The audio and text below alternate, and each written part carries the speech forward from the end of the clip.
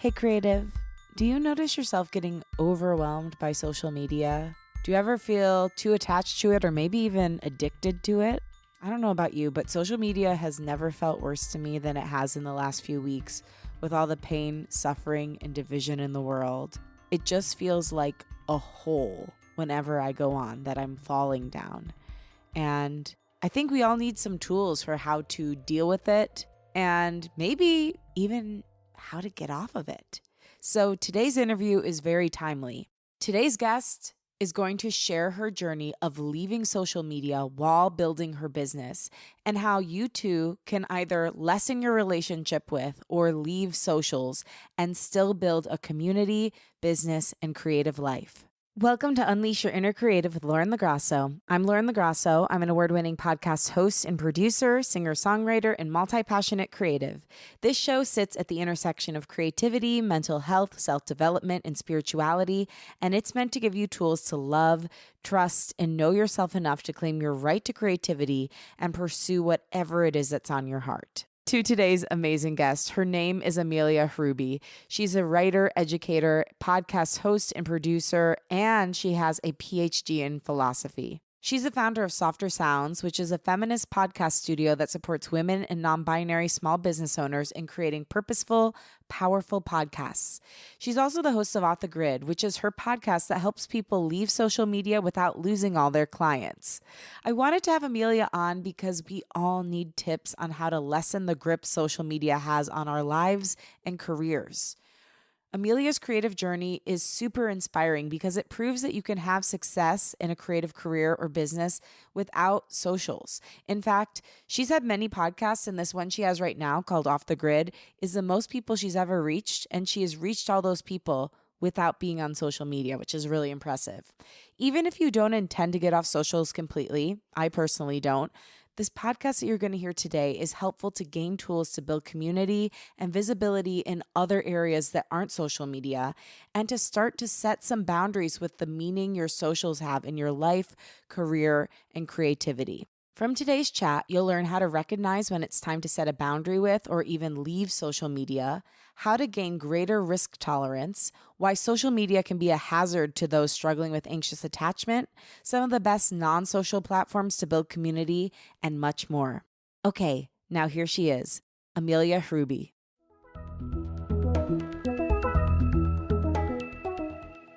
Amelia, I love you already so much. I am so inspired by you. I love the way you run your business. I love the authenticity you bring to everything you do, and just what a advocate you are for creatives and deeply feeling people. So thank you so much for being on Unleash Your Inner Creative today. Oh my gosh, thank you so much for having me. I feel the exact same way about your work. So it's just a real treat to get to be in conversation together. I'm so excited. I have been listening to as much as I can of your work, reading as much as I can, and you have such an amazing creative journey. So it made me curious, what did you grow up wanting to do?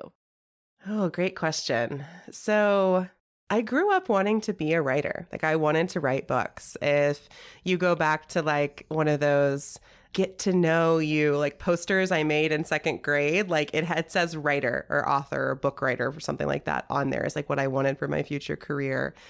So that definitely was my initial inspiration. I mean, I always loved words. I used to make little books, illustrate them, and read them to my class in elementary school. I was such a nerd in the best way. That's so sweet. And then, I mean, you've since gone on to write, and you write all the time in what you do now. But over the past decade, you've been a university professor, a community organizer, a radio DJ, and then throughout the pandemic, ended up getting into podcasting and leaving socials. And I'm just curious to know about this journey. Could you share your creative journey? Yeah, it's been a long one. And I really love talking about this now because I did not know this was where I was going to land. But when I look back, it's all so integrated. But it was really just a path of following like the next thing that interested me. So, I wanted to be a writer when I was in elementary school.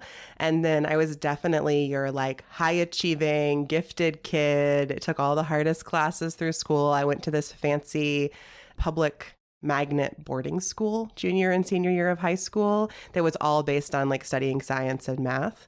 And so I like sort of took a detour in that direction and then really always came back to writing. So I went to college and became an English major and just like wrote and wrote and wrote and wrote. And that led me eventually to grad school. And I moved to Chicago to start a PhD in philosophy. And I would say that's really where I kind of had that moment at the end of college where I was like, what's the next step? Am I just like take a job working in an office, or am I going to try to take a different path? And going to grad school for me was the different path, a very academic path. And while I was in my PhD program, I knew the whole time it just wasn't creatively fulfilling. It was very academic. I did get to read a lot. I got to write a lot. I loved teaching.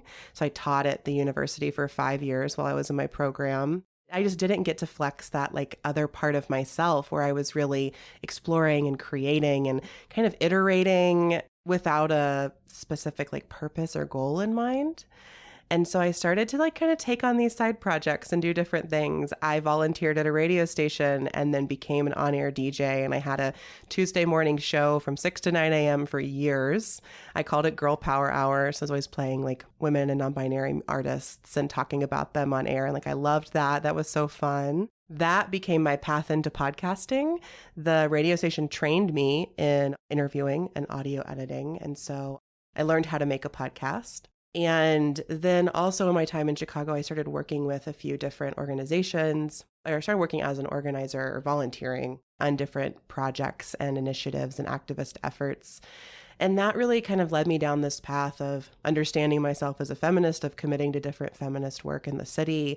And I, at one point, had this kind of breakthrough moment where I was like, oh, I want to do a podcast about feminist activism and organizing and art across the US. And so one of the first big creative projects that I initiated and did a Kickstarter campaign for was called 50 Feminist States. And it was a podcast where I traveled around the US and did these sort of location-specific podcast episode portraits of feminist activists and artists in different parts of the country. And it was a dream. I raised like over $13,000 on Kickstarter to do it. I road tripped around with my partner and we camped and I did all the interviews with my little, my little Zoom recorder and my microphone that I was taking around. There are many more iterations, but like eventually that morphs into what I do now through Softer Sounds, which is a podcast studio where I help other women and non-binary creators make their shows. And my own show, Off the Grid, which, as you've shared, kind of chronicles my journey leaving social media, which is a whole other journey related to this.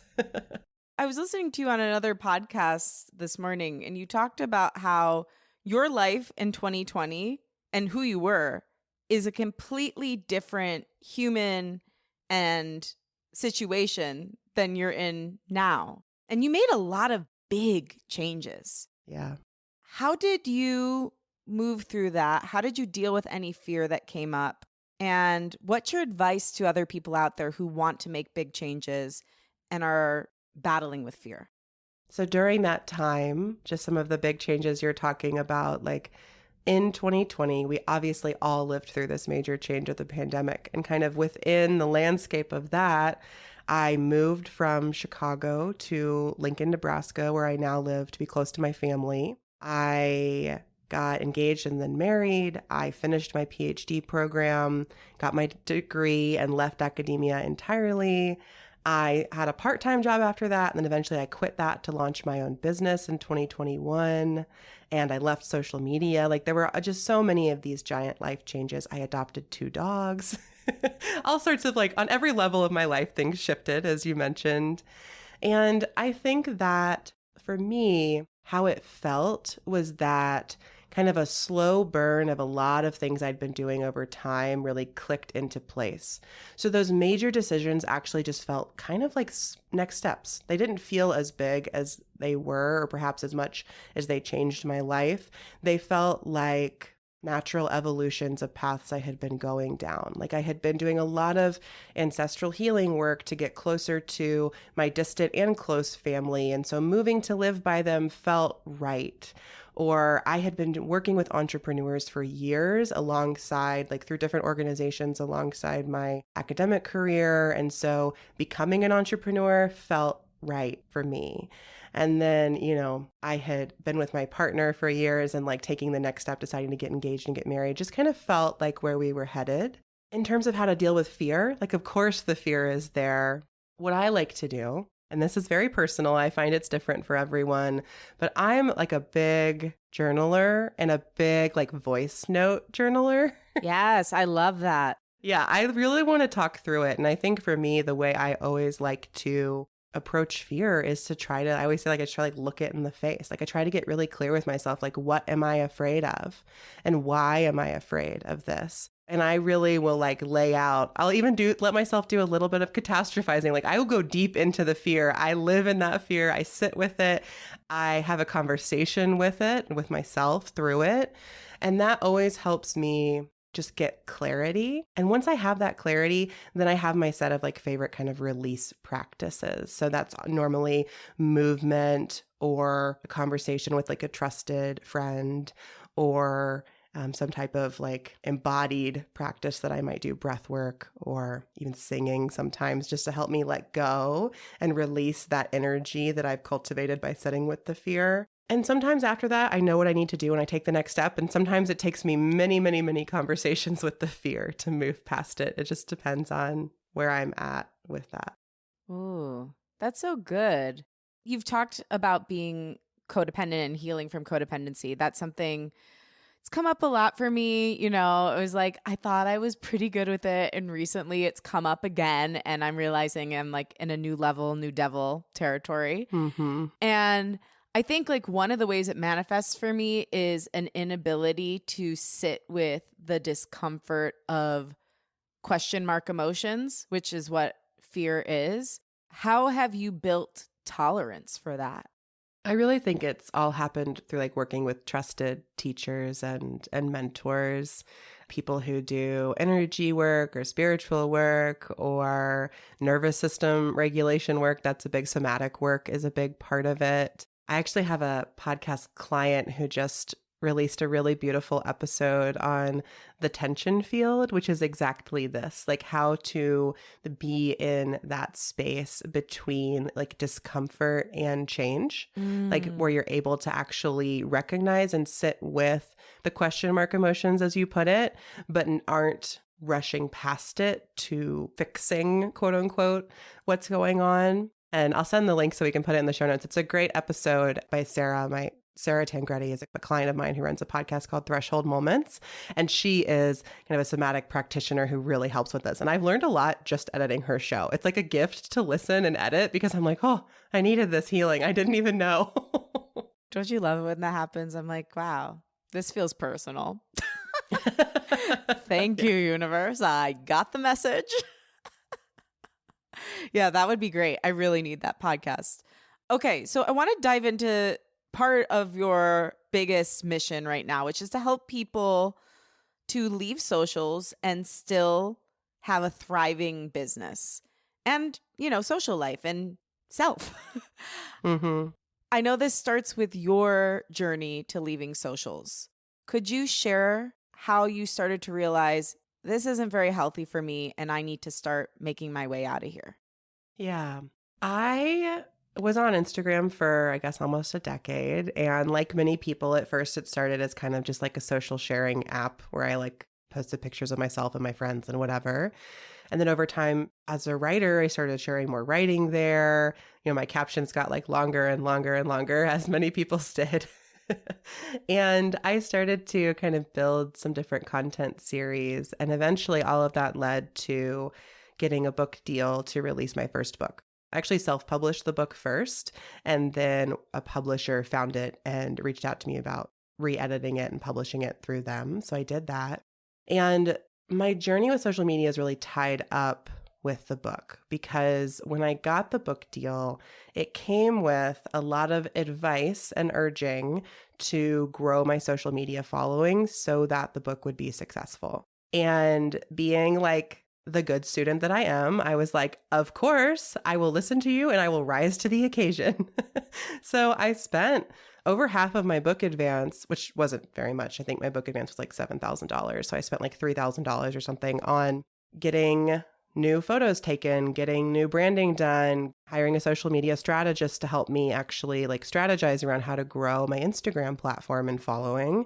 And then I put all of that effort in and implemented that work for a year until the book came out. And my book released in October of 2020. So like deep pandemic times. I had a very virtual book launch. I did so many Instagram lives the week that my book came out. It was just like endless. I was on everyone's Instagram account they would have me on. I was on. And through that process, it was really joyous and joyful. And I met a lot of great people. And in some pieces of it, I was like, social media is amazing. I got to have a book launch even during the pandemic because of social media, which is a real gift. And at the same time, I started to realize that I was putting in so much work and that it was actually really impacting my ability to be creative, my ability to write for myself, my ability to connect with what I even wanted to write outside of likes and engagement and the algorithm. And I started to get the sense that like the trade-off was too high. And at the start of 2021, I sat myself down. I'm like, start of the new year, new me, new Instagram. New relationship to Instagram. And so I wrote all these rules. I was like, here's how I'm going to be on the platform this year. And they'll sound very familiar to anyone who's gone through this like bargaining process. It was like, I will log on Monday mornings. I will post this. I will engage for 30 minutes. I will log off and delete the app. I will reinstall the app on Thursdays. I will be on for 2 days posting stories and having fun for the weekend. I will delete the app on Sunday. Like it was very like I wrote all these rules. And by the time I finished writing the rules, I had this sort of like light bulb moment of the only other time I needed this many rules around a relationship or an interaction was when I was in a really codependent relationship with another human being.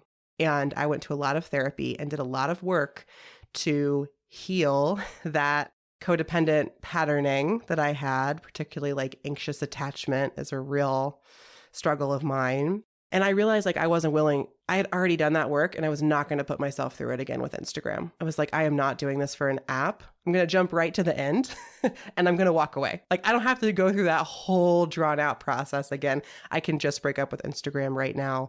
And that's what I did. And so I left Instagram on April 9th, 2021, and I have not looked back. This is just fascinating to me because right in there with you with anxious attachment, codependency. I know a lot of Unleash listeners also are in this same boat.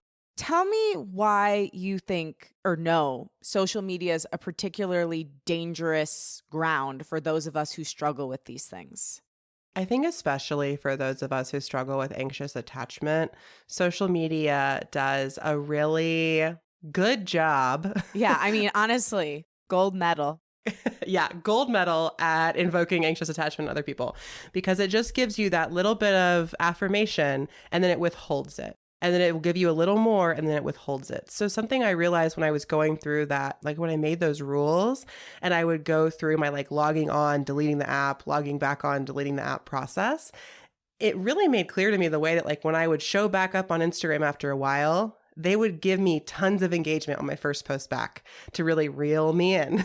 It love bombed you. It does. It love bombs you 100%. And I keep going and then it would all drop off again, you know? And so I think that it is, I mean, from what I understand about algorithms, to some degree, they mirror our behavior back toward us.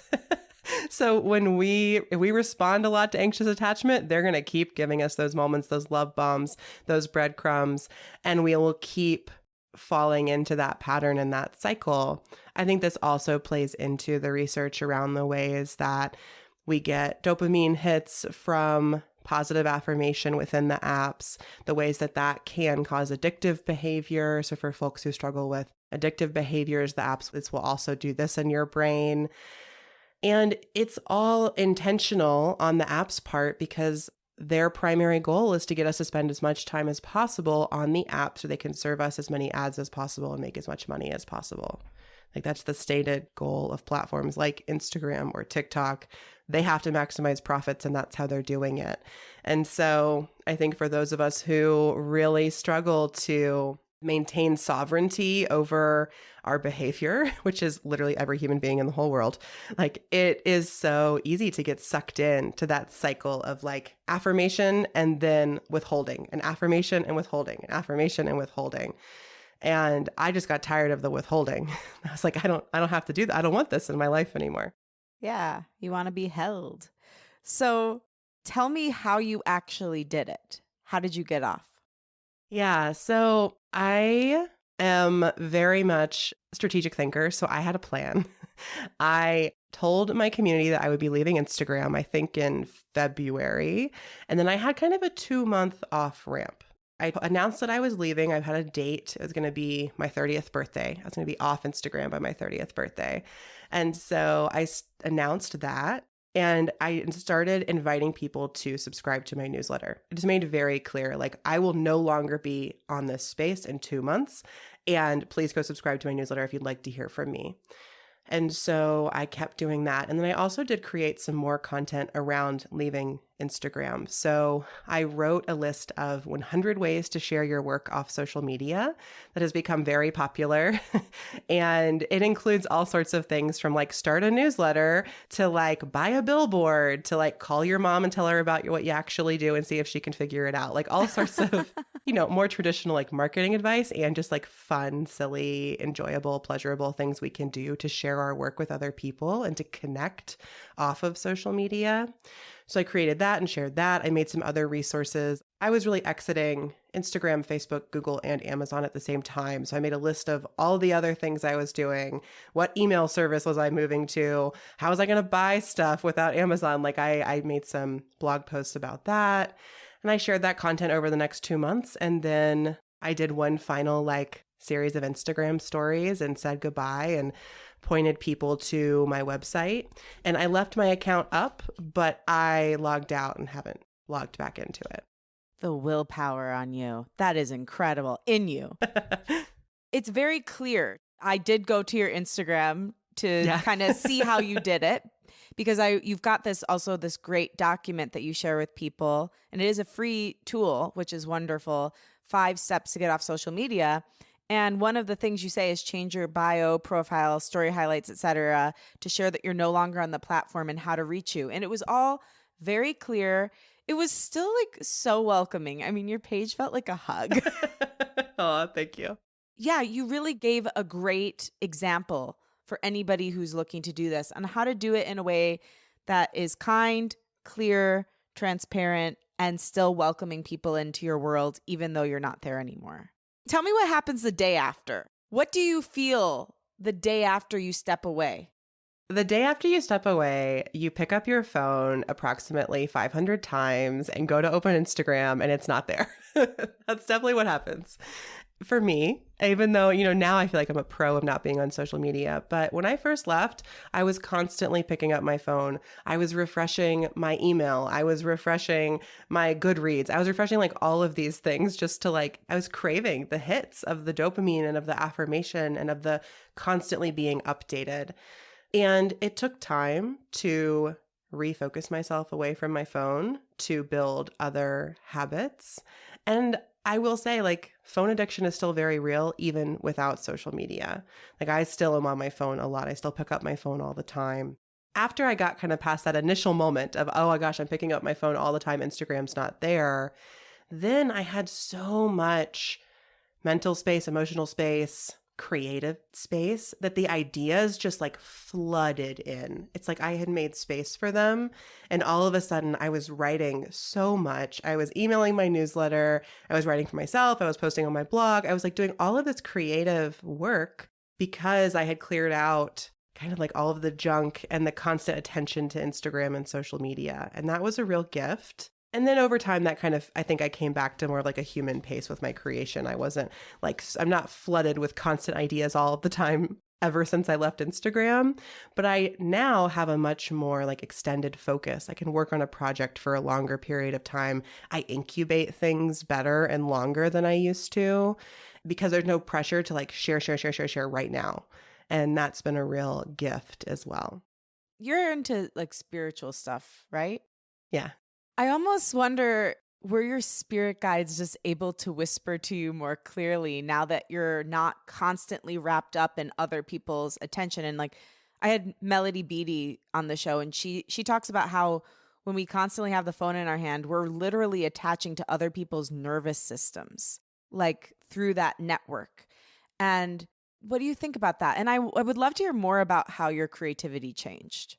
I would agree with you that I do think you can kind of hear your spirit guides and yourself so much more clearly when you're not flooding your brain with other people's thoughts and opinions and images all day long.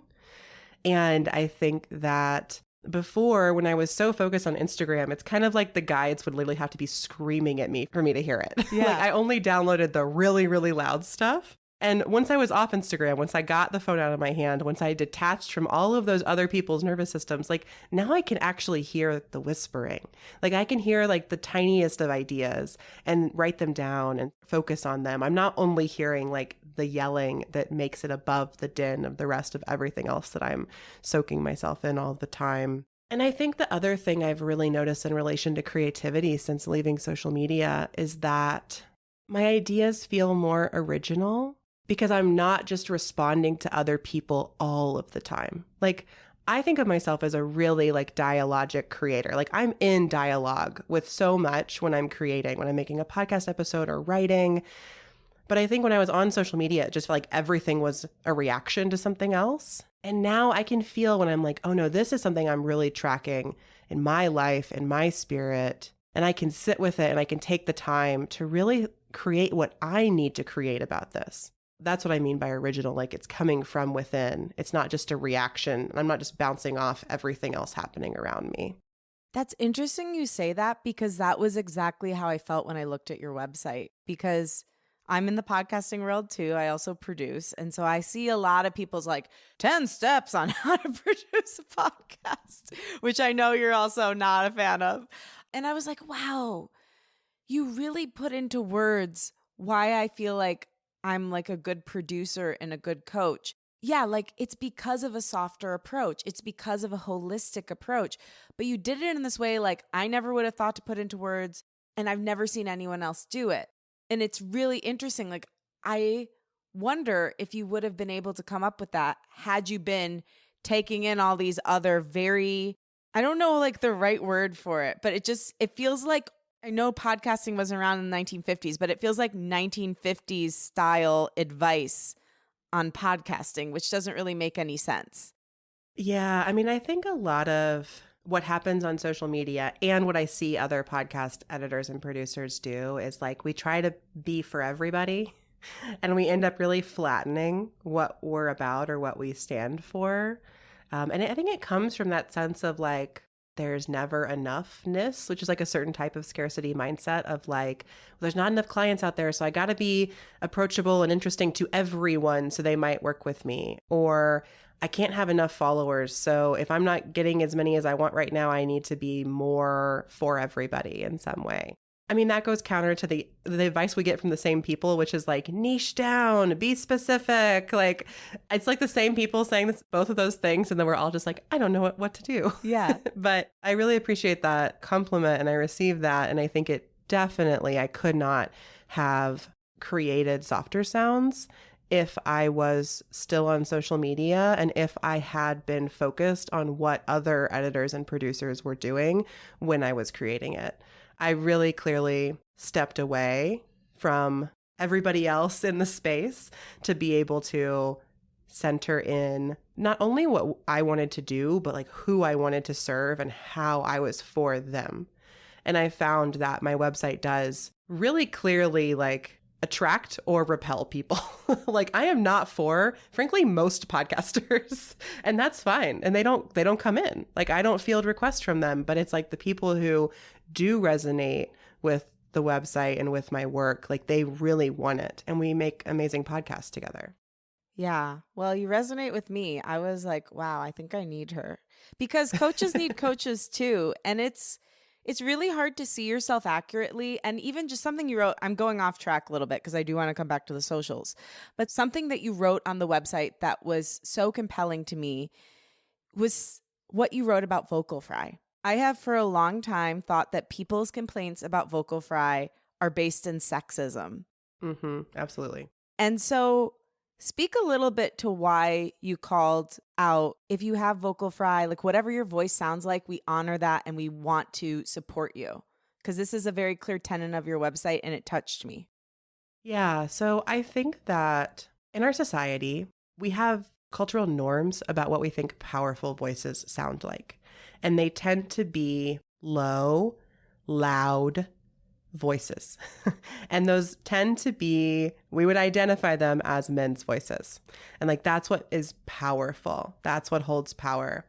And a colleague of mine, Samara Bay, wrote a really beautiful book called Permission to Speak that unpacks how all of this has happened like societally and how it lives in our bodies and how when we go to speak, we don't feel, if we don't have one of those traditionally quote unquote powerful voices, we don't feel like we have the permission to speak. And that book really unpacks how to cultivate that in yourself.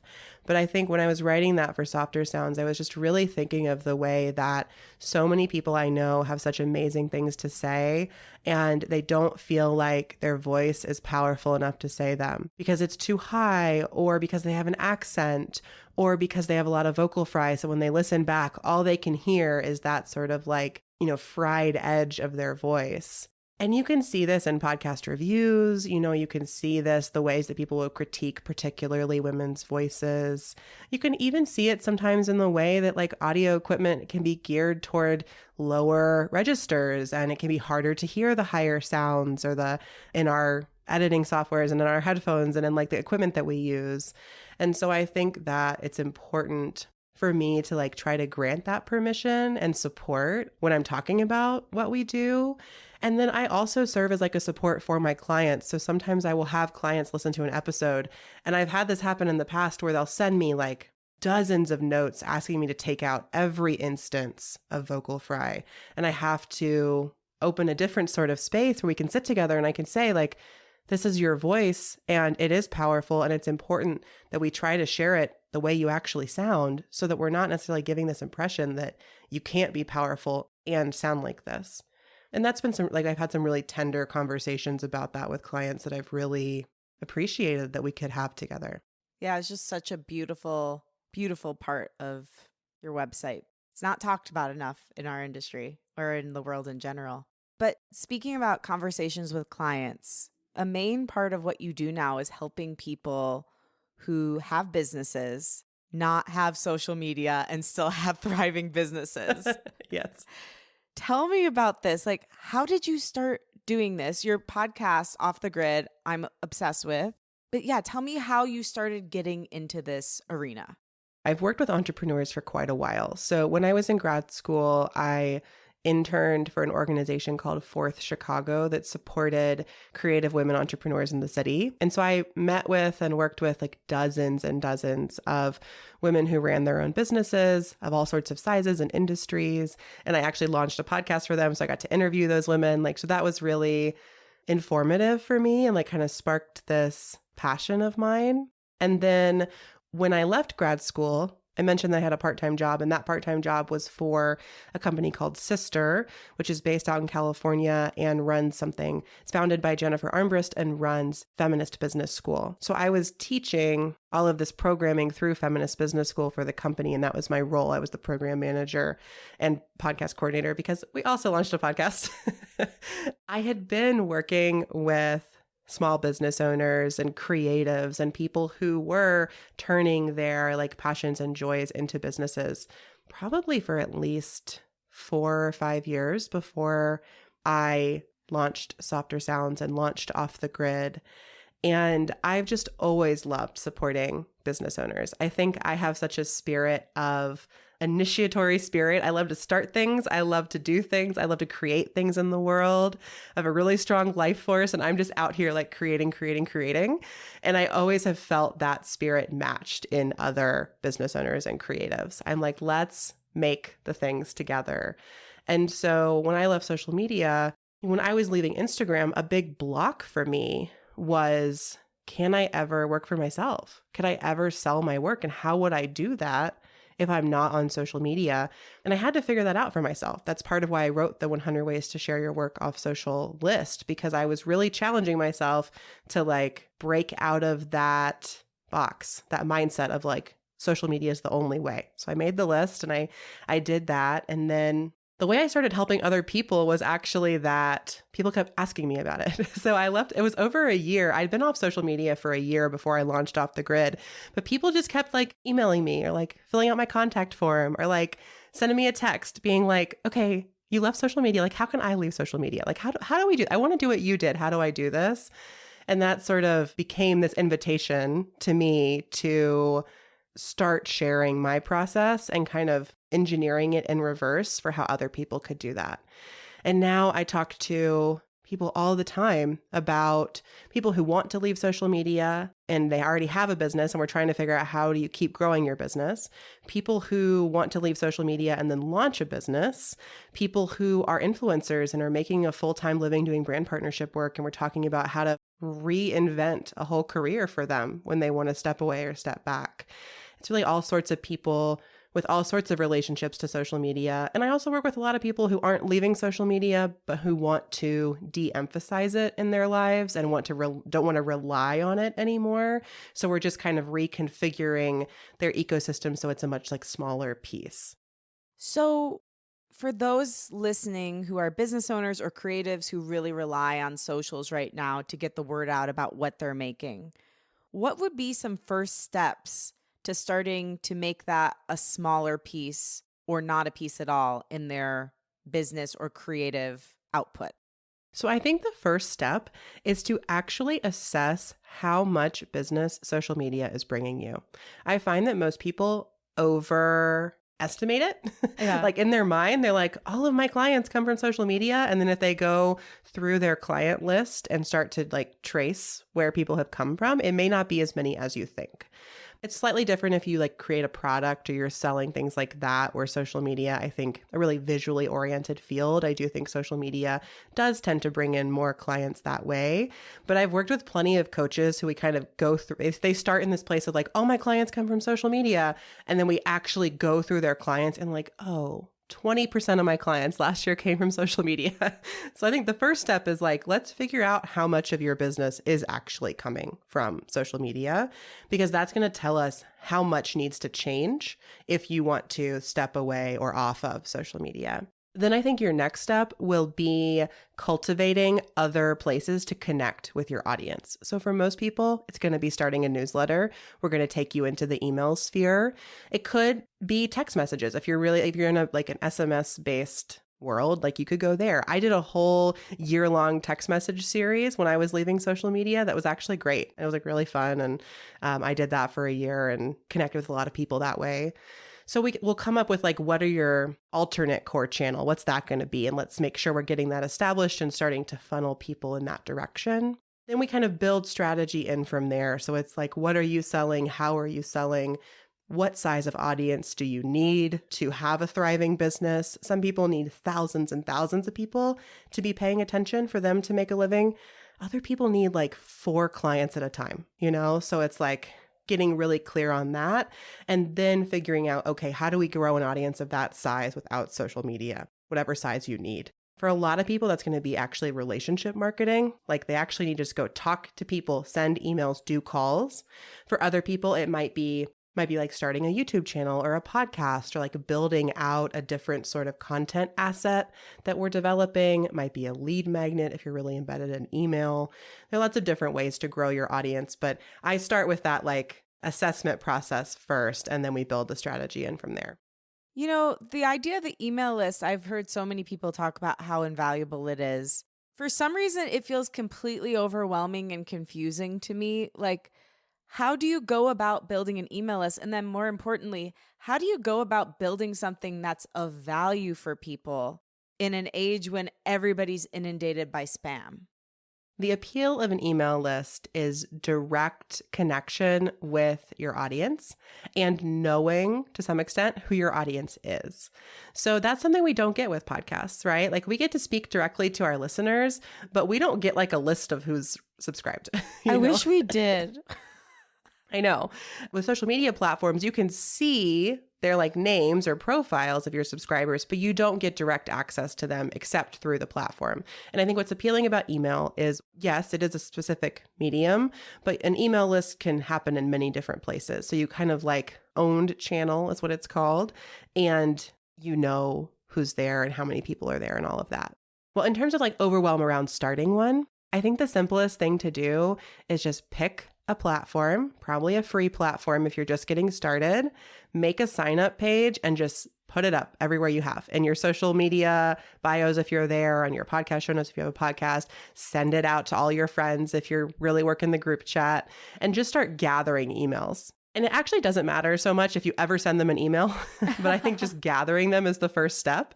And like kind of getting over that hurdle is our first step. Then we can ask that question of like, okay, so what am I going to create that's like really of value here? And I think that as a creator, as an artist, as a writer, I choose to believe that what we are called to create is inherently valuable. And so I always want to center people in that because I think often we get caught up on that, like, oh, there's so much spam out there. I can't add my voice to this mess. Similar with podcasts, you know, oh, there's so many podcasts now. I could never create one. Like, who would want to hear from me? I find that those narratives are caught up in a lot of like self-doubt and fear. And so we can start to unpack those questions. And then we can hone in on like, what are you feeling called to say or share? What does feel really important? What are you providing for your audience? What's the thing that only you can say in this way? And how can you say that through email? And that's specific to every person. Yeah. What is your favorite, or what are some of your favorite platforms for building an email list right now? So I think the most popular one right now by far is Substack. It has grown hugely in popularity. It's a platform built for writers. I did a whole episode of Off the Grid about why I think Substack's not great for business owners, but I think for writers and artists, it's a fantastic platform. And so if people are feeling a lot of resistance toward email, or like you want to start a list, but it feels like a big step and it feels stressful and overwhelming, I would say go to Substack. It's free for unlimited subscribers. And if you do decide that your newsletter or your podcast is something you eventually want to monetize, they have very, very easy, simple pathways toward monetization. I think that if you're a business owner and you think you want to build out things like lead magnets, or you want to have a welcome email sequence or offer a lot of freebies, things like that, then I would recommend perhaps a platform like MailerLite, which builds in all of those functionality, but has a free plan. And then I use Flowdesk, which is another email service provider. It's more expensive. So I think if you're really just getting started, I don't know that I would start there. But if you have a business and you're selling things and you have some income and you want like a really beautiful, easy to use platform, I also love Flowdesk. Great tips. And I'm just curious because I heard you mention on your podcast, through your podcast, you've actually reached more people than you ever did with your socials, which I think is so incredible. And there's such an emphasis right now in podcasting on video content and posting on socials. And can you convert the video to the podcast? And I think just in general, I mean, across industries for creatives, whether you're a singer, you're a writer, to your point with when you were writing your book, there's a real feeling that if you don't have the following, you are not going to be able to get people to your shows, to get people to your podcast, to get people to buy your book. Mm-hmm. How have you built your podcast? I mean, I know you've got your mailing list, but like, what are your tips for people in this kind of artists really on how to build while de-emphasizing social media? I think I have 2 tips. Yeah. Or 2 pieces of advice, I suppose. I mean, I'm still in the beginning stages of this journey. So Off the Grid is approaching 50 episodes, and we just crossed 40,000 downloads this week. Hell yes. That's amazing. Thanks. It's definitely growing. It's growing faster than any of my other shows, my original shows, and not my client stuff. That's separate, but it's grown faster than my original shows. And when I try to think about like why that's the case, I think there are 2 things, hence the two pieces of advice. The one is that I think we have to get really clear on that thing that only we can say. It takes time to hone your voice and your message. And I think that you have to put in the work of that time. I made so many podcasts of my own before I made this podcast. I said so many things that like sort of resonated, sort of worked, but didn't really like hit in this way. And I think what's made it, I had to kind of wait and experiment and iterate to find the thing that was truly resonant. And I think especially in podcasting, we're searching for resonance, and like that's what we're seeking. And so I think that's the first step, is it's really like honing your craft, honing your message, and then finding the resonance with the audience. And so it's both internal work and external work.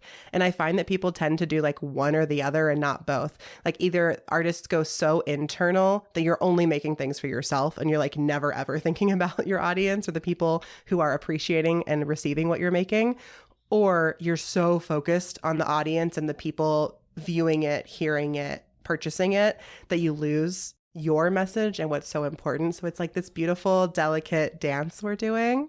You have to find that resonance. Like the first step is finding the resonance. And then the next part is relationship building. And that is so important. And it's also something you can't skip and you can't fast forward on. Relationships take time. Something I try to say a lot is that, I have a growing podcast now. It's not like a million download success. It's just getting started. And to even get here, I did a decade of community building. 10 whole years to get my podcast to these 40,000 downloads, and I think that that can't be understated. Social media promises us such viral fixes and hits and success, and we expect that of ourselves and of our work. But I really think it just takes time for your work to yield that degree of results. Of course, some people go viral. Of course, some people get it in a second, and we can be envious of that and we can want that for ourselves. I think that my success has roots and I can trust it and I can count on it because I've been building to this for so long, and because it's based in deep, real relationships I have with other people and in a deep resonance in my work with myself and the people who are engaging with it. And like, I can count on that. It's not fleeting. It's not going away in a second. It's going to last. So profound. I mean, something that flashed before me when you were talking is that social media provides us an antidote, a fake antidote, but an antidote to the human experience. And what I got from what you just said is we need to cultivate a creative practice that mirrors what it is like to be a human, which is slow and steady wins the race. The things we're working on, we're just going to have to keep working on. There's beautiful moments, there's brutal moments. It's usually a lot longer to do something than we want it to be. There's hardly anything instantaneous in life. And when it is, it usually gets taken away from us. That's such beautiful advice, to have your creative process and even the building of your business, instead of mirroring something that is so fake and like a drug, mirroring the human experience. Yeah. And I think a big part of that human experience that we also have to embrace in this process is failure and is grief. It does take time, and we do just have to keep going. But sometimes things we love so much just won't work. Sometimes we will create what we think is the most beautiful offering in the world, and no one will care. And it will just like, it won't resonate. And it may be because we were at the wrong time, or because we didn't get it out there in some way. It'll be for reasons we never know. We can't explain necessarily, but allowing that grief in and allowing that grief to transform us, I think is what actually takes us deeper into that resonance. I created so many things, like even my book. My book was not a success. I sold 3,000 copies of that book. It will not get me a second book deal. On some accounts, it was a great success. On other narratives, it was a total failure. But going through the process of publishing the book, having my revelation about social media after that, and then that leading me into this new phase of my work that is the most successful thing that I've done, that's because I tried one thing, it didn't work, I grieved it, I sat in that, I figured out what needed to come next, and I moved forward. And I couldn't have got any of that if I didn't acknowledge and like accept the failure and still embrace myself as a writer and a creative person. So beautiful and so powerful. You seem to have a really good handle for when something's run its course. I think it's a skill I've honed. Yeah. It's also a little bit like to step into the spiritual realm. I got really into human design last year, and I was going to ask you what you were. I was curious. Are you a manifesting generator? I'm just a generator. Just a generator. That's so very good. Just a generator. That's amazing. Yeah, a piece of that is like I generate my own energy, but I've just become really attuned to like when my energy wanes, I attend to it immediately. And I'm like, okay, what's going on here? Like, do I need to take better care of myself? Is there an external factor? Or is this project starting to fade out and we're ready for the next thing? And so that has helped me, like tending more to that has helped me like hone that ability to know when something's done and how to release it. And I also really focus on some of maybe what you're picking up is that I actually really tend to endings. When I left social media, it was a months-long process. When I ended my academic career, I celebrated that for myself. Like I really try to make space for celebratory endings and also make space for like all the feelings that arise in that.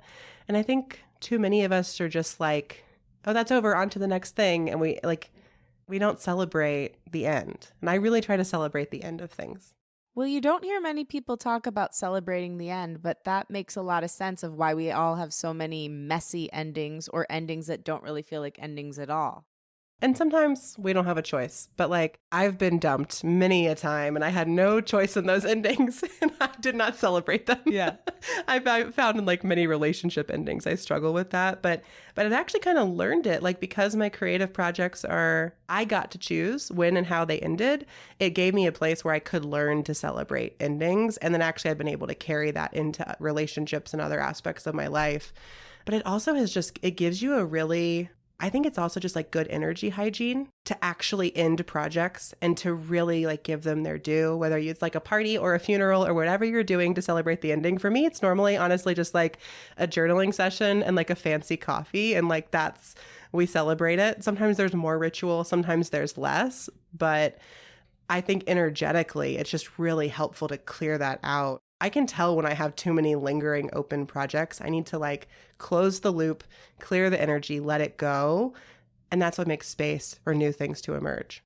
No, I mean, talking with you today, you've been holding up a mirror and I'm like, wow, there's a lot I got to do some delving, but I appreciate it. It's like, yeah, you're just living in such a clean way. It's just very apparent. So thank you for that.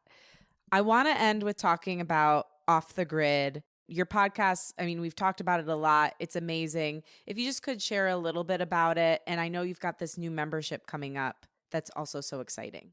Yeah, thank you. So Off the Grid, as I like to say, is a podcast about leaving social media without losing all your clients. So it's a show for small business owners, creatives, artists, anybody who's a freelancer, self-employed, even side hustling, where you want to share and sell your work without relying on social media to do so.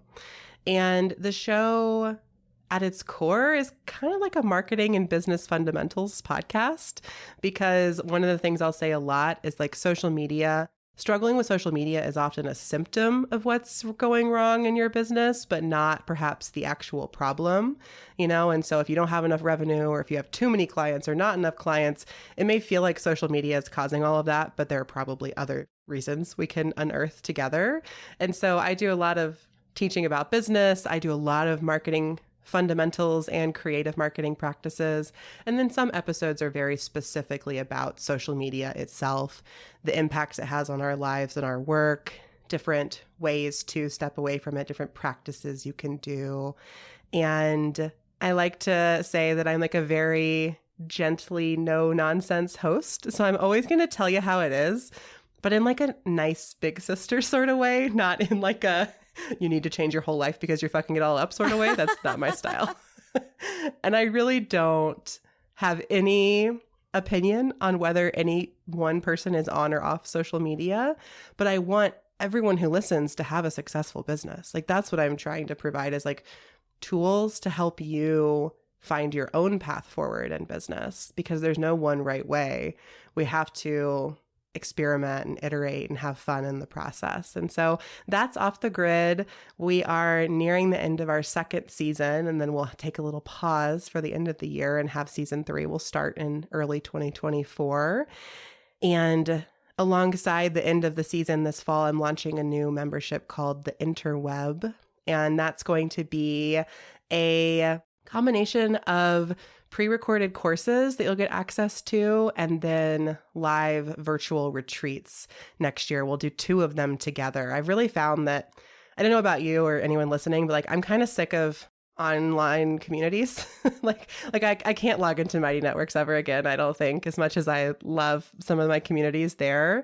So what I'm really trying to create is like a resource hub where you can go to learn about how to launch a business, to learn about how to run a business, to learn some really good energy practices for clearing your energy around social media. There's a great visualization in there from that my friend Grace created. So it'll have all those resources online you can access anytime. And then twice a year we'll come together live on Zoom to really like figure out how to make our businesses work without social. So we'll do that in the first quarter of next year. I'm going to host a reset retreat. And then I now have this sort of signature end of summer retreat called the Refresh that we'll do as well. So I'm really excited. It is going to be a great time. And it's also super affordable, incredibly affordable for an annual membership. Listen to Off the Grid. And if you like it, come hang out in the interweb. We'll have a good time. Yeah, I can't recommend Off the Grid enough. It's very few podcasts that I'll listen to and I'll immediately subscribe. And I heard your first podcast and I was like, oh yeah, I need this. Again, like everything about your business, I would describe it as a warm hug. Yes, it's upfront and it's honest and it's to the point, but it's also, you combine equal parts spiritual and heart-led with honest and just direct advice, which is what really we all need from our coach. I had a million more questions for you, but maybe someday you'll come back and we can talk and we can delve into it even more. But Amelia, you are a gift. And thank you so much for everything you shared. Thank you so much for having me, Lauren. Your podcast is a gift, and I'm honored to be a guest.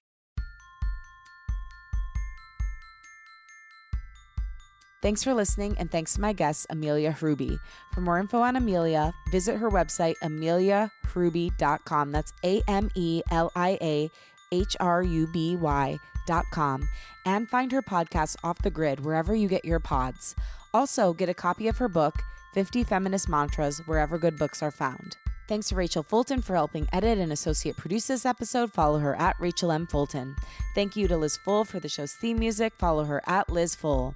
And again, thank you. If you like what you heard today, remember to rate, review, and follow the show on Apple Podcasts, Spotify, or wherever you get your podcasts. Share the show with a friend and post about it on social media. Tag me at Lauren LaGrasso and at Unleash Your Inner Creative, and I will repost to share my gratitude. My wish for you this week is that you begin to reevaluate your relationship with social media. Is it healthy? If not, how would you like to see it change?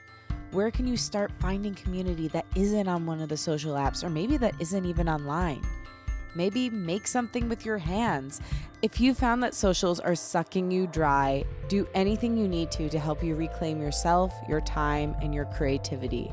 I know it's hard because these things are so deeply entwined in our lives, but we have to set boundaries and take time just to be ourselves. I love you and I believe in you. Talk with you next week.